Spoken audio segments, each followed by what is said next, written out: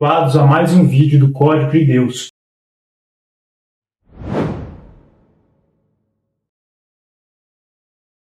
E hoje nós vamos falar sobre um tema muito interessante, que é o Teorema do Macaco Infinito. Essa ideia aqui, representada nessa imagem. A ideia de que um macaco, se digitar por um infinito tempo, ele pode produzir uma obra de Shakespeare, por exemplo. Então, é uma tentativa, uma metáfora para tentar explicar coisas que parecem inteligentes através de causas aleatórias, causas não inteligentes. E isso é utilizado como uma das principais objeções à ideia de que o DNA e o código genético, as informações genéticas, são derivados de uma inteligência divina, criadora. Bom, já vou antecipar que esse teorema é uma das coisas mais ridículas com as quais, um dos argumentos mais ridículos com os quais eu já me deparei. São vários motivos que o tornam completamente inadequado para o que ele se propõe. E o primeiro dos motivos é porque é uma metáfora para tentar descrever um processo aleatório de produção de um resultado inteligente, mas essa metáfora está repleta de pré-condicionamentos inteligentes. Não existem pré-condições na própria metáfora que são inteligentes para se produzir aquele resultado que se busca, no caso da metáfora, uma obra de Shakespeare. Então vamos lá, você quer produzir uma obra de Shakespeare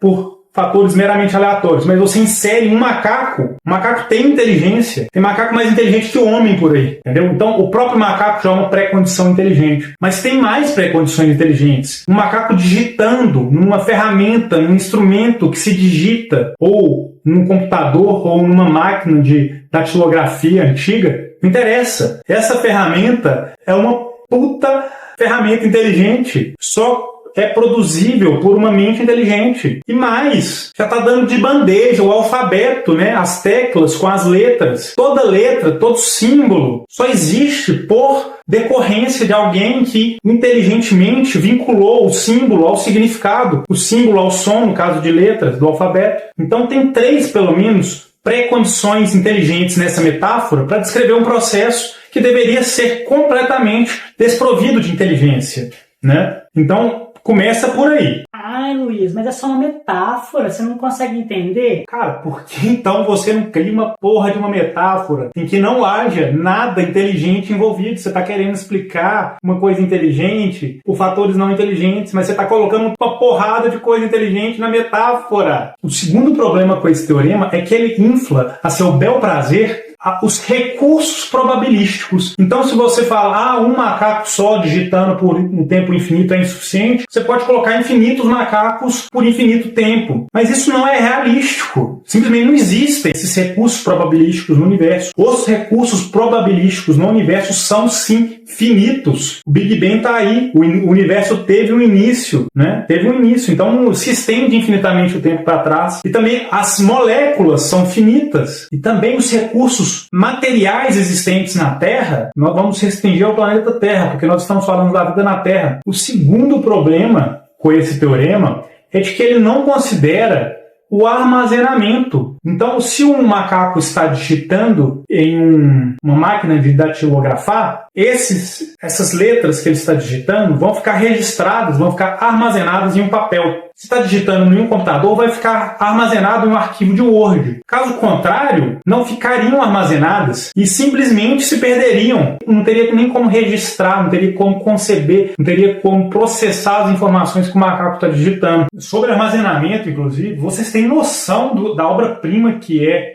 o sistema de armazenamento das informações genéticas no DNA? Se não tem, pesquisem. É simplesmente a coisa mais fantástica do mundo. A gente nunca chegou nem perto de conseguir armazenar tanta informação em tão pouco espaço como é o DNA. É algo assim, o próprio armazenamento é sinal da inteligência divina, sim. E todo o armazenamento de informação requer necessariamente um recurso inteligente de armazenamento. Seja o papel, o livro, a formação de um livro, da gráfica, é um processo extremamente inteligente e intrincado você imprimir um livro e colocá-lo pronto para ser lido. E mais ainda, você armazenar todo o conteúdo de um livro em um arquivo digital, um arquivo digital dentro de um sistema de armazenamento digital. Então, o teorema desconsidera completamente de que as informações digitadas vão ter que ser armazenadas, senão elas se perdem. E não é diferente com qualquer situação que envolva o DNA e o código genético. Eles têm que estar armazenados, eles têm que estar disponíveis no futuro para serem lidos, e o teorema simplesmente não explica como que isso seria possível por meios aleatórios. Um terceiro problema com esse teorema é o seguinte: ele ignora completamente o fato de que, se macacos estão digitando aleatoriamente letras até formarem, por exemplo, um livro de Shakespeare, a quantidade de texto aleatório que se iria formar neste processo seria grandiosamente maior do que um texto que faça algum sentido para quem leia a língua portuguesa ou a língua inglesa. E onde estão esses textos? Onde ficaram esses textos? Cadê as evidências desses textos? Esses textos teriam necessariamente que haveriam resquícios, haveriam evidências de que vários textos aleatórios foram escritos também. Não só, você não pode simplesmente separar o resultado que você quer para chegar à sua conclusão, ignorando que os outros resultados também deveriam existir. Onde estão os outros resultados? No caso do DNA, cadê o DNA não funcional? Cadê o DNA aleatório? O DNA que não tem função nenhuma? Se fossem macacos digitando, estaria repleto de DNAs espalhados pelo mundo afora, sem nenhuma função, sem nenhum texto, sem nenhuma informação neles. Isso simplesmente não ocorre. O quarto ponto, para poupar de cal nesse teorema ridículo, é o seguinte: vamos considerar tudo que eu disse antes. Vamos dar uma forçazinha aí para a teoria. Vamos hipotetizar que realmente o teorema pudesse explicar como uma obra de Shakespeare pudesse surgir por fatores aleatórios. Então o macaco lá ficou digitando por um infinito tempo, de repente juntou lá uma coincidência e saiu uma obra de Shakespeare. Tem aqui uma obra de Shakespeare. Vamos supor que está no livro lá, a gente não sabe como é que foi parar no livro, mas está lá o livro. E beleza. Na hora que o macaco vira a página, ele começa a olhar aquilo lá, ele não entende nada de inglês. Ninguém lê aquilo ali. Aquele texto tem o mesmo significado que qualquer outro texto que ele já tenha digitado, se você não souber o alfabeto e a língua que está registrado aquele texto. Então, não adianta nada você produzir uma obra de Shakespeare sem que não haja a língua inglesa que faça aquele texto ter sentido. Símbolos aleatórios juntados em qualquer tipo de alfabeto, se não haja atribuição de sentido àquelas palavras, continua sem fazer sentido nenhum. Então, mesmo que o teorema do macaco infinito possa, por exemplo, explicar o surgimento de uma cadeia de DNA longa, jamais vai explicar o código genético, que é o que dá sentido para o DNA. O código genético é muito mais importante que o DNA. Eu repiso aqui. O código genético é a tabela de correspondências entre os códons, que são conjunto de 3 bases de DNA, com os aminoácidos correspondentes e com as funções correspondentes. Tem códon que dá função, tem códon que dá aminoácido. Sem essa tabela, que é puramente abstrata e mental, que tem a mesma função da linguagem, da atribuição de sentido a palavras numa língua inglesa, por exemplo, simplesmente o DNA não teria função. Então não explica.